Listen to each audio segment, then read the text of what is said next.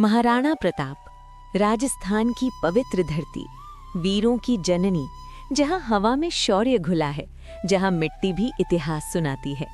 इसी वीर भूमि ने जन्म दिया एक ऐसे योद्धा को जिसने साबित कर दिया स्वाभिमान जीवन से भी बड़ा होता है। वो नाम है वीर शिरोमणि महाराणा प्रताप। 9 मई 1540 अरावली की गोद में बसा एक दुर्ग कुंभलगढ़ में एक बालक जन्म लेता है जिसकी नियति थी अमर होना। बचपन से ही प्रताप अलग थे। तलवार उनके हाथ में खिलौने जैसी लगती थी, घोड़ा उनका मित्र था और युद्ध कला मानो उनके स्वभाव में ही बसी थी। लेकिन ये सिर्फ एक राजकुमार की कहानी नहीं, ये एक संकल्प की कहानी है। उस समय भारत में मुगल साम्राज्य तेजी से फैल रहा था। एक एक कर कई राजाओं ने झुकना स्वीकार कर लिया था। वैभव मिला, सत्ता मिली, लेकिन स्वतंत्रता खो गई। पर एक राज्य था जो अभी भी अडिग खड़ा था, मेवाड़। और जब प्रताप गद्दी पर बैठे तब सामने था एक विशाल साम्राज्य और दूसरी ओर था स्वाभिमान। मुगल बादशाह ने कई संदेश भेजे, धन, वैभव, सुरक्षा, सब कुछ देने का प्रस्ताव, बस एक शर्त, झुक जाओ। लेकिन प्रताप ने इतिहास में गूंजने वाले शब्द कहे, राजपूत ना तो झुक सकता है और ना ही कभी बिक सकता। और उसी दिन तय हो गया, युद्ध होगा। और फिर आया वो दिन जिसने इतिहास अमर कर दिया। 18 जून 1576 हल्दी घाटी का युद्ध। अरावली की संकरी घाटी, पीली मिट्टी और हवा में बारूद की गंध। एक ओर विशाल सेना, दूसरी ओर मुट्ठी भर वीर। लेकिन उस दिन संख्या नहीं, साहस लड़ रहा था। महाराणा प्रताप युद्ध भूमि में उतरे, शरीर पर कवच, हाथ में भाला, कमर में तलवार और आंखों में ज्वाला। कहते हैं उनकी तलवार का वजन 20 से 25 किलो तक बताया जाता है और भाला इतना भारी कि साधारण योद्धा उठा भी ना सके। लेकिन प्रताप साधारण नहीं थे। उनके साथ था उनका सबसे वफादार साथी चेतक। चेतक सिर्फ घोड़ा नहीं था, वो प्रताप की आत्मा था। उनकी गति, उनका विश्वास, उनका मित्र। जैसे ही रणभेरी बजी, धरती कांप उठी। प्रताप बिजली की तरह दुश्मनों पर टूट पड़े। हर वार में मेवाड़ की आन थी, हर प्रहार में स्वतंत्रता की आग। युद्ध के बीच एक लोक प्रसिद्ध प्रसंग आता है, बहलोल खान। कहा जाता है कि मुगल सेना का एक शक्तिशाली सेनापति भारी कवच पहनकर प्रताप को ललकारने आया। वो सीधी भिड़ंत चाहता था। महाराणा प्रताप ने चुनौती स्वीकार की। दोनों आमने सामने आए, तलवारें टकराईं, चिंगारियां उड़ी और पल भर को रणभूमि थम गई।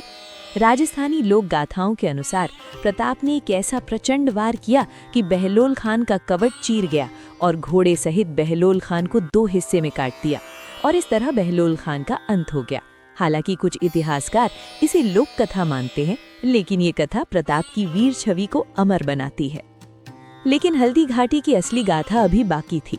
युद्ध भयंकर था, धरती लाल हो चुकी थी और तभी चेतक घायल हो गया, एक पैर बुरी तरह जख्मी। फिर भी अपने स्वामी को बचाने के लिए वो दौड़ता रहा। और फिर आया वो पल जो इतिहास बन गया। एक विशाल नाला सामने था, पीछे दुश्मन, आगे मृत्यु।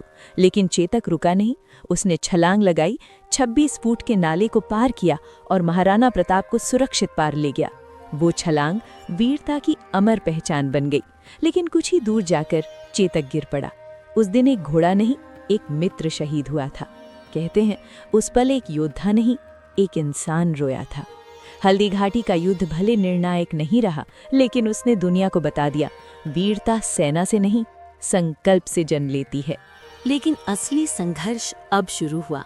न महल, न राजसी सुख, न आराम, सिर्फ जंगल, पहाड़ और संघर्ष। कभी घास की रोटियां, कभी भूखे बच्चे, कभी अंधेरी रातें। एक पिता का दिल रोया होगा, लेकिन एक योद्धा नहीं टूटा। महाराणा प्रताप ने हार नहीं मानी। उन्होंने पहाड़ों को अपना किला बनाया, जंगलों को अपनी ढाल, गुरिल्ला युद्ध अपनाया।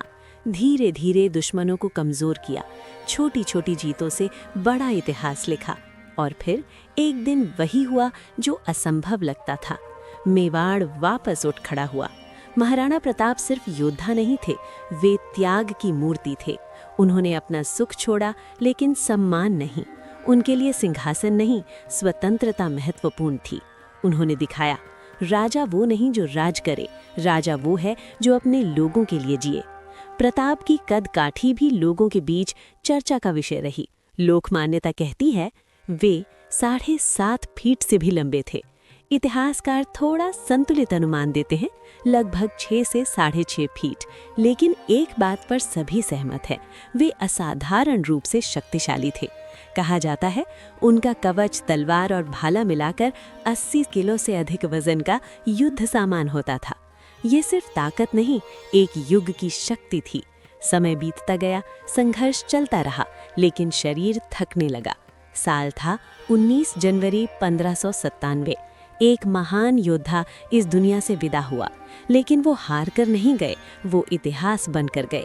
आज भी जब वीरता की बात होती है, जब स्वाभिमान की मिसाल दी जाती है, जब स्वतंत्रता का अर्थ समझना हो, तो सबसे पहले गूंजता है एक नाम, महाराणा प्रताप।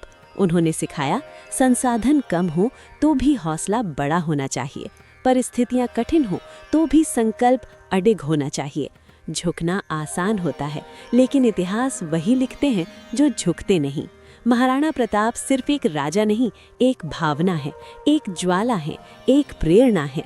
और जब तक वीरता का नाम लिया जाएगा, जब तक स्वाभिमान जिंदा रहेगा, तब तक इतिहास की हर गूंज में एक नाम अमर रहेगा, वीर शिरोमणि महाराणा प्रताप। जय मेवाड़, जय वीरता, जय महाराणा प्रताप। अगर आपको ऐसी वीर गाथाएं पसंद हैं तो चैनल को सब्सक्राइब करें, वीडियो को लाइक करें और कमेंट में बताएं अगली कहानी किस वीर की सुनना चाहेंगे। धन्यवाद।